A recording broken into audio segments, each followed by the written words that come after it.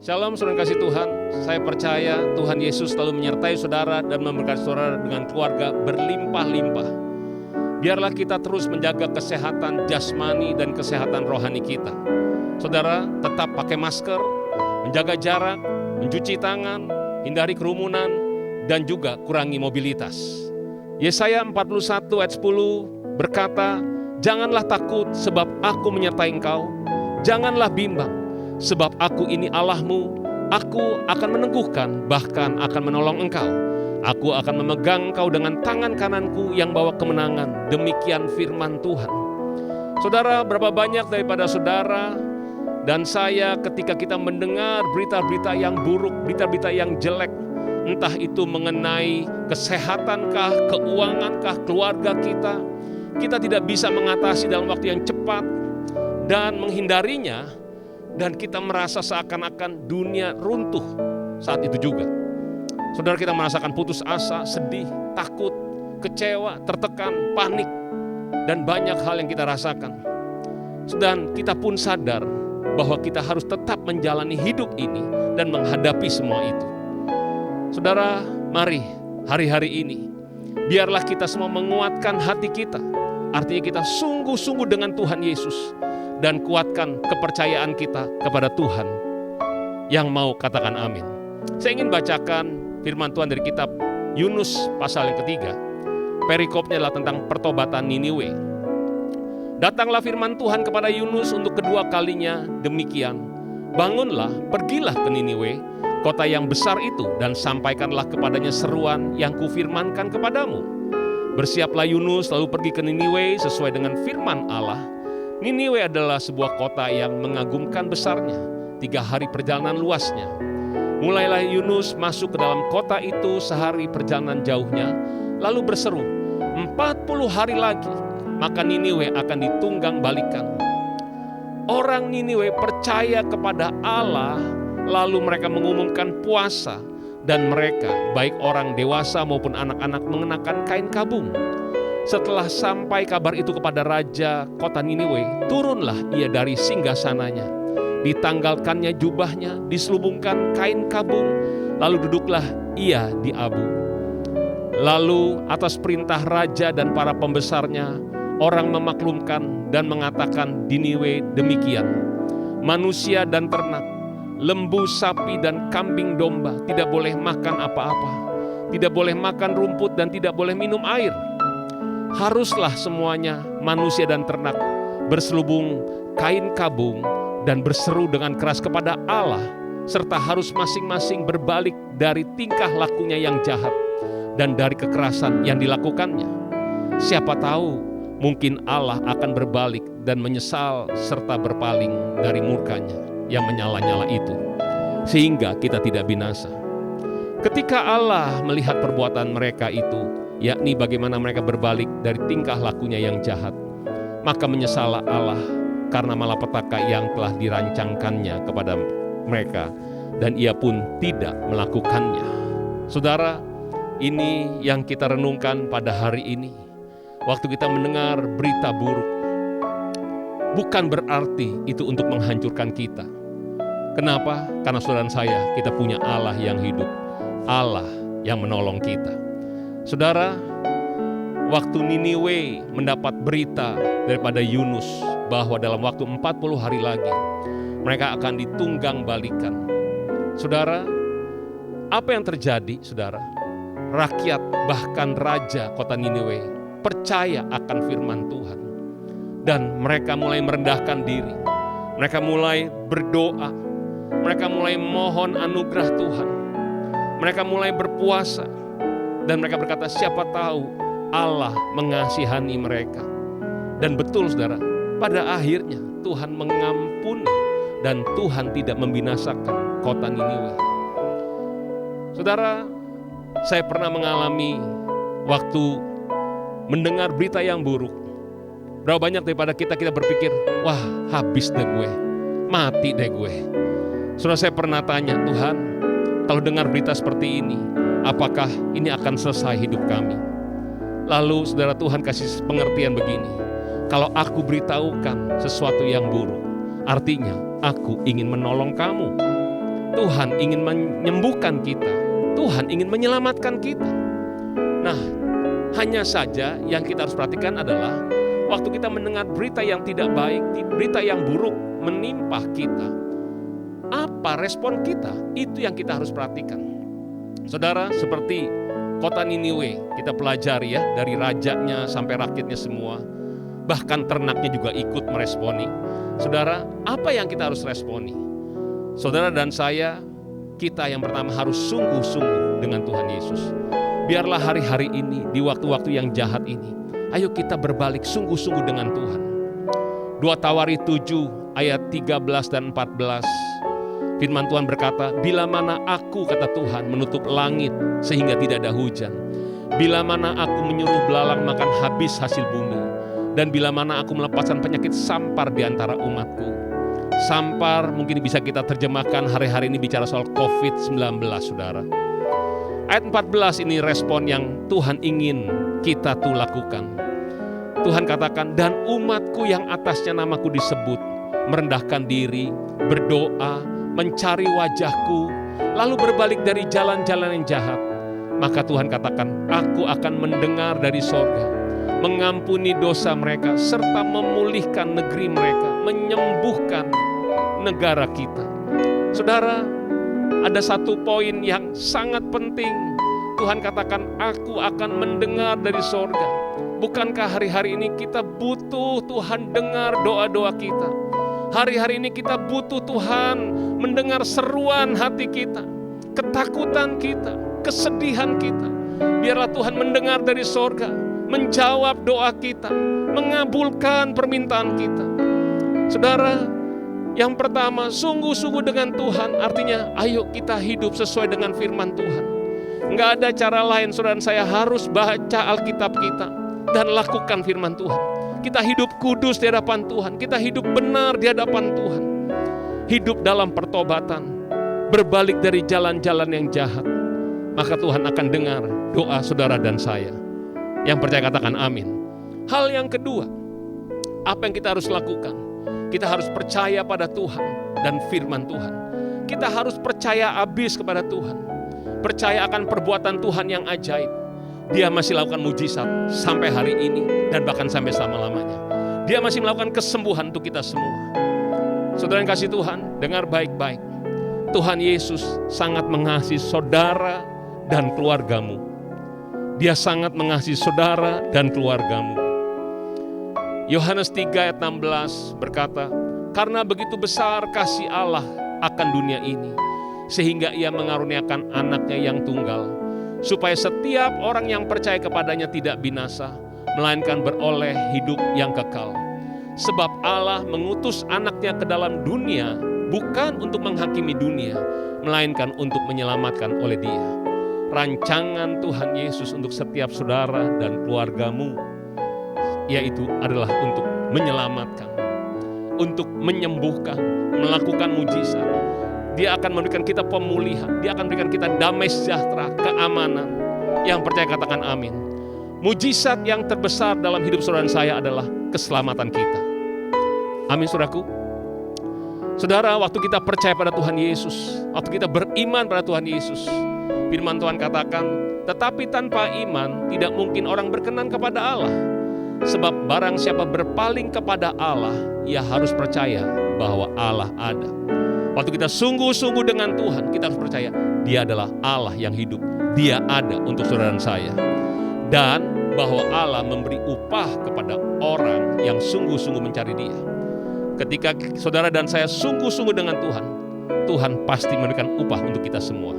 Amin, saudaraku. Hal yang ketiga, apa yang kita harus lakukan? Saudara, nggak ada cara lain. Saudara dan saya harus berdoa.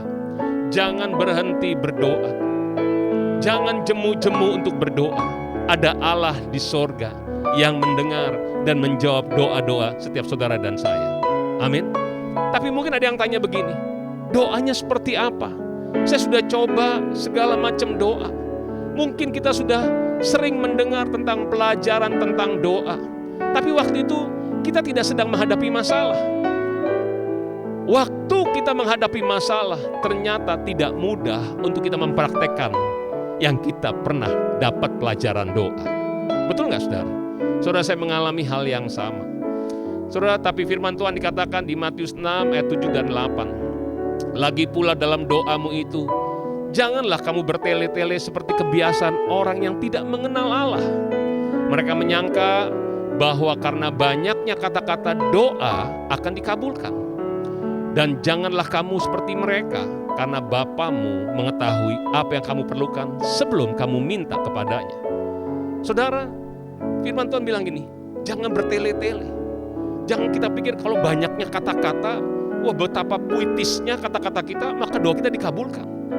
Saudara, tapi biarlah kita berdoa dengan sederhana. Berdoa karena kita punya hubungan, kita mengenal Tuhan, dan Tuhan pasti sudah mengenal kita. Nah saudara, apa yang kita harus perhatikan dalam berdoa? 1 Petrus 4 ayat 7. Kesudahan segala sesuatu sudah dekat. Karena itu, kuasailah dirimu dan jadilah tenang supaya kamu dapat berdoa. Saudara, perhatikan baik-baik. Kuasailah dirimu dan jadilah tenang. Berapa banyak daripada kita waktu kita menghadapi persoalan masalah, kita panik saudara. Kita kadang-kadang doanya buru-buru supaya Tuhan cepat jawabnya juga. Tapi ternyata kadang-kadang doa kita cuma lewat begitu aja. Nah saudara, ada satu yang kita harus perhatikan. Kuasailah dirimu dan jadilah tenang. Kita yang harus menguasai diri kita. Kita harus tenang. Saudara perhatikan gak? Kalau saudara butuh sesuatu daripada seseorang, saudara pastikan waktu ketemu dengan orang yang kita butuhkan, pasti ada beberapa proses yang kita harus lewati. Mungkin kita harus menyapa dulu, kita mendengarkan dia akan berkata apa. Begitu ada kesempatan yang baik, kita baru bicara mengajukan permohonan kita atau permintaan kita. Nah demikian juga dengan Tuhan. Waktu kita datang kepada Tuhan, kita butuh persiapan, kita butuh ketenangan hati kita. Kita perlu menguasai diri kita masing-masing, supaya waktu kita mulai berbicara pada Tuhan, kita merasakan Tuhan mendengar doa kita. Yesaya 30 ayat 15 berkata, sebab beginilah firman Tuhan Allah yang Maha Kudus Allah Israel. Dengan bertobat dan tinggal diam, kamu akan diselamatkan. Dalam tinggal tenang dan percaya terletak kekuatanmu. Saudara, artinya dalam waktu kita berdoa, kita harus menanti-nantikan Tuhan. Dalam tinggal tenang dan percaya. Hati kita, pikiran kita, konsentrasi penuh kepada Tuhan. Jadi waktu kita berdoa bukan langsung, Tuhan ini permintaan saya, 1, 2, 3, 4, dan 5. Bukan itu saudara. Tapi yang pertama saudara saya harus membangun suasana, saudara harus menantikan Tuhan. Sampai kita boleh merasakan Tuhan, hati kita tenang dan kita berbicara dengan Tuhan. Dengan intim. Saudara, saya punya satu pengalaman. Tahun 2004, waktu itu ibu saya harus dioperasi karena masalah di jantung. Beliau harus bypass saudara. Nah saya ingat hari itu operasi berjalan dengan baik. Jam 3 sore masuk ruang operasi, jam 9 dokternya berkata, selamat ya keluarga, sudah berhasil. Lalu saya cepat pulang ke rumah, mandi, ambil pakaian untuk menginap di rumah sakit menemani ibu saya. Saudara, baru mau jalan ke rumah sakit, tiba-tiba telepon di rumah berbunyi dan dari rumah sakit memberi kabar bahwa ibu saya mengalami pendarahan. Dan dalam waktu 1 jam kurang lebih ada 300 mililiter darah yang keluar. Saudara, saya jujur panik. Langsung saya kembali ke rumah sakit dan waktu di ruang pemulihan ada 2 suster di sana. Dan saya tanya kondisinya dan apa solusi yang akan dilakukan. Lalu suster berkata, kami lagi tunggu dokternya kembali. Begitu dokter tiba, kalau masih pendarahan harus dioperasi lagi, harus dibuka lagi.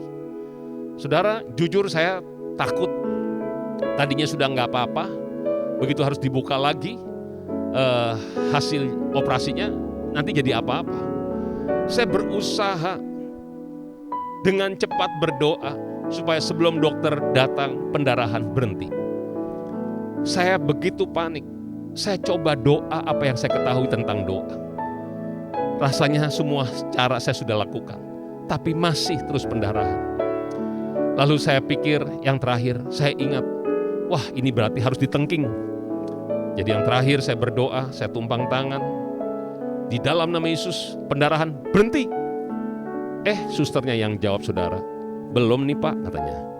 Itu rasanya iman saya kayaknya pergi, langsung kayak meninggalkan saya gitu. Saya sampai bingung, saya mesti doa seperti apa lagi. Nah di saat itu saudara, saya coba menenangkan hati saya yang panik, yang takut, yang segala campur aduk di situ saudara. Saya cuma bilang sama Tuhan, Tuhan saya belum siap kehilangan mama saya. Lalu saya mulai tenangkan diri, saya mulai diam, saya coba mulai dengar kira-kira apa yang harus saya lakukan. Di dalam ketenangan yang saya hadapi, tiba-tiba saya mendengar di hati saya, yaitu bersyukur. Wah saudara, rasanya nggak cocok saudara ya dalam kondisi seperti ini tiba-tiba dapatnya bersyukur. Tapi karena nggak ada pilihan yang lain, saya taat untuk lakukan itu. Saya mulai berdoa sendiri di dekat mama saya itu. Dan saya bilang, Tuhan Yesus, aku bersyukur sebab mama saya pendarahan.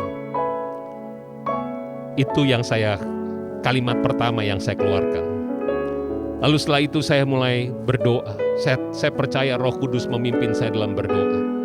Saya mulai bersyukur, saya bilang, Tuhan aku bersyukur kepadamu sebab Engkau adalah Allah yang besar, Allah yang dahsyat, Allah pencipta langit dan bumi.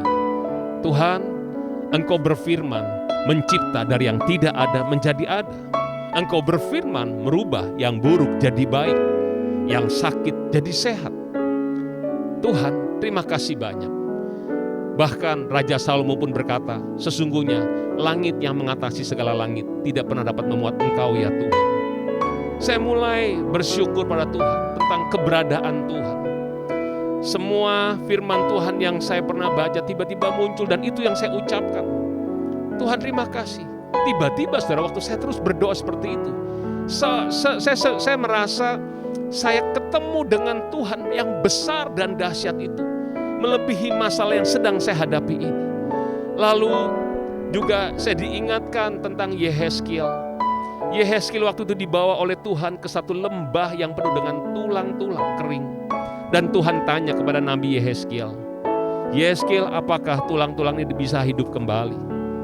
Dan Yehezkiel menjawab, Tuhan, Engkau yang tahu.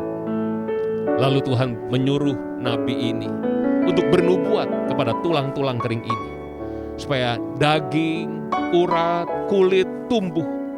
Lalu yang kedua dikatakan supaya nafas kehidupan berhembus atas tulang-tulang kering ini. Dan apa yang terjadi? Alkitab mencatat mereka menjejakkan kaki sebagai tentara yang besar. Saudara, luar biasa. Waktu saya ingat ayat ini, saya dapat satu pengertian. Kalau Tuhan bilang, berhembuslah nafas kehidupan. Kalau Tuhan bilang, daging, urat, kulit tumbuh, dan itu akan terjadi. Lalu saya bilang gini sama Tuhan, Tuhan, sekalipun mama saya harus 10 kali bolak-balik masuk ruang operasi, kalau Engkau bilang hidup, dia pasti akan hidup. Tiba-tiba saya menjadi kuat saudara. Sebelumnya begitu ketakutan dan panik, tiba-tiba saya jadi kuat. Saya bilang, Tuhan, asal Engkau bilang hidup, sembuh, pasti mamaku akan hidup dan sembuh. Nah saudara, akhirnya betul dokter datang dan pendarahan masih terus jalan dan beliau harus masuk lagi ke ruang operasi dan kembali dibuka saudara. Dicek mana yang membuat pendarahan ini terjadi. Didapati ada satu pembuluh darah yang tidak nempel sehingga terjadi pendarahan. Dan puji Tuhan saudara, mama saya keluar dengan selamat, sembuh, dan Tuhan perpanjang umurnya 14 tahun. Nah saudara kasih Tuhan, tahun 2018 Tuhan sudah panggil beliau pulang. Dan saya melihat Tuhan selalu menyertai kita semua. Tuhan selalu menyertai setiap orang-orang yang berharap dan berdoa kepadanya. Amin saudaraku. Saudara, Tuhan Yesus tidak pernah terlelap. Dia tidak pernah tertidur. Dialah penjaga saudara dan saya. Dia adalah penolong kita semua. Mari kita tundukkan kepala. Aku melayangkan mataku ke gunung, dari mana datang pertolongan itu. Tuhanlah penolongku, pencipta semesta. Takkan biarkan kakiku goyang,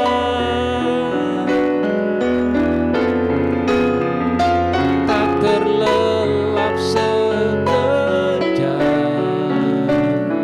tak tertidur sedetik. Penjagaku, Allah yang setia. Kasih-Mu Tuhan lebih dari segalanya. Kasih-Mu Tuhan mulia. Janji-Mu Tuhan kekal sampai selamanya. Janji-Mu Tuhan mulia. Mari katakan sama-sama, kasih-Mu, kasih-Mu Tuhan lebih dari segalanya. Kasih-Mu Tuhan mulia. Janji-Mu Tuhan kekal sampai selamanya. Janji-Mu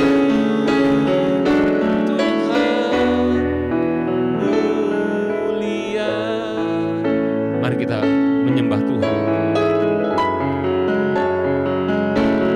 Yara lama sendirimu yara mutu syandu, ikara lama yara lama mutu syandu, ikara lama soro, yara mase, hira lama yara lama mutu syandu. Haleluya, haleluya. Ikara lama si, yara lama soro, yara mase na yara mutu syandu. Haleluya. Berapa banyak daripada saudara di rumah-rumah engkau berkata pada Tuhan, Tuhan, aku memutuskan Tuhan, aku ingin sungguh-sungguh dengan Engkau ya Tuhan, dan aku ingin percaya habis padamu Tuhan. Mari kalau itu Engkau orangnya, mari taruh tanganmu di dadamu dan mulai berdoa saat ini. Berdoa, Dia ada bersama dengan saudara di rumah. Roh Kudus ada di dalam saudara. Mari mulai berdoa. Tuhan, dengar setiap anak-anakmu sedang berdoa. Jamah saat ini ya Tuhan, curahkan kasih-Mu Tuhan, curahkan kasih-Mu Tuhan. Bawa kami kembali dekat dengan Tuhan. Tuhan Yesus, sayangi kami terus ya Tuhan, sayangi kami terus ya Tuhan.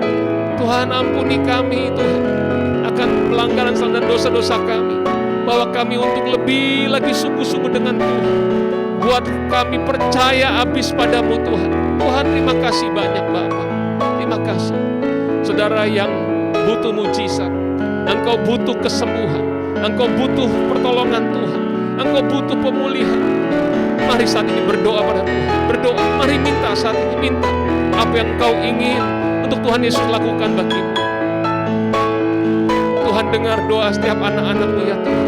Sembuhkan yang sakit, apapun sakit mereka, termasuk COVID-19.